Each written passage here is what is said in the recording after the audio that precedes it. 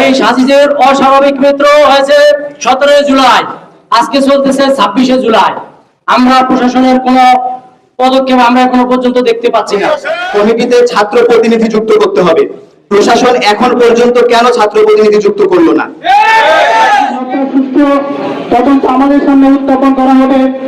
এটা ঘটনার সাথে যারা জড়িত তাদেরকে কঠিন শাস্তির আওতায় আনা হবে। ততক্ষণ পর্যন্ত আমরা আমাদের আন্দোলন সংগ্রাম চালিয়ে যাব। সন্দেহ নাই, দ্বিতীয় ঘটনা ঘটার জন্য ইবিআনরা প্রস্তুত নয়। ইবিআনরা দ্বিতীয় কোনো ঘটনা দেখতে চায় না, এজন্য ইবিআনরা সদা জাগ্রত। ইবিআনরা স্বাধীন হত্যাকাণ্ড নীরবে হারিয়ে যাক এটা চায় না। ইবিআনরা যেভাবে নিয়মতান্ত্রিক আন্দোলন করেছে এভাবে নিয়মতান্ত্রিক আন্দোলন করে যাবে। যদি ইবিআনদেরকে মূলা জোরানো হয় এই নিয়মতান্ত্রিক আন্দোলন থেকে তারা বেরিয়ে যাবে। শিকার হয় কিন্তু প্রশাসনের টনক করে না, সেই প্রশাসনকে আমরা মৃত ঘোষণা করতে চাই। যেই প্রশাসন মৃত সেই প্রশাসনের গায়ে বাঁধা জানাজা আমরা পড়তে চাই। কাল বিলম্ব করতে চাই না, আমরা অতি দ্রুত মৃত্যুর সুষ্ঠু তদন্ত পারি সেটা আমরা সকলে স্বাধীনের যে হত্যাকাণ্ড আমাকে খুবই আমি কষ্ট পাই যখন আমাকে এই কথা বলতে হয় যে ক্যাম্পাসে সিসিটিভি ক্যামেরা নাই। এর থেকে দুঃখজনক আর কি হইতে পারে?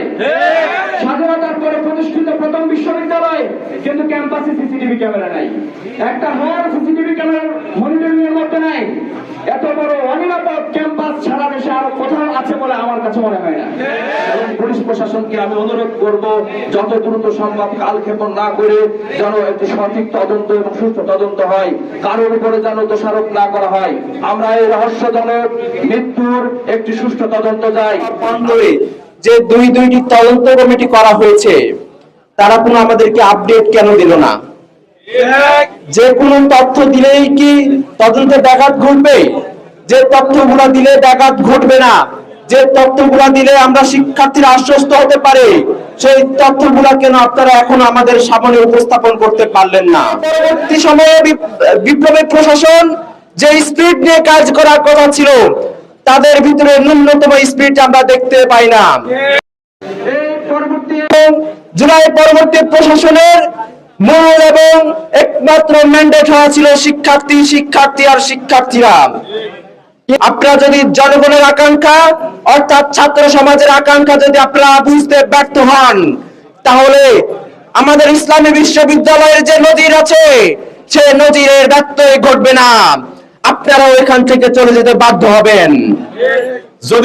যদি অপমৃত্যু হয়ে থাকে, মৃত্যু রহস্য যদি তদন্ত সাপেক্ষে স্বচ্ছ এবং নিরপেক্ষ তদন্ত সাপেক্ষে যদি কেউ দোষী সাব্যস্ত হয় তাকে চুল পরিমাণ ছাড় দেওয়া হবে না ইনশাআল্লাহ।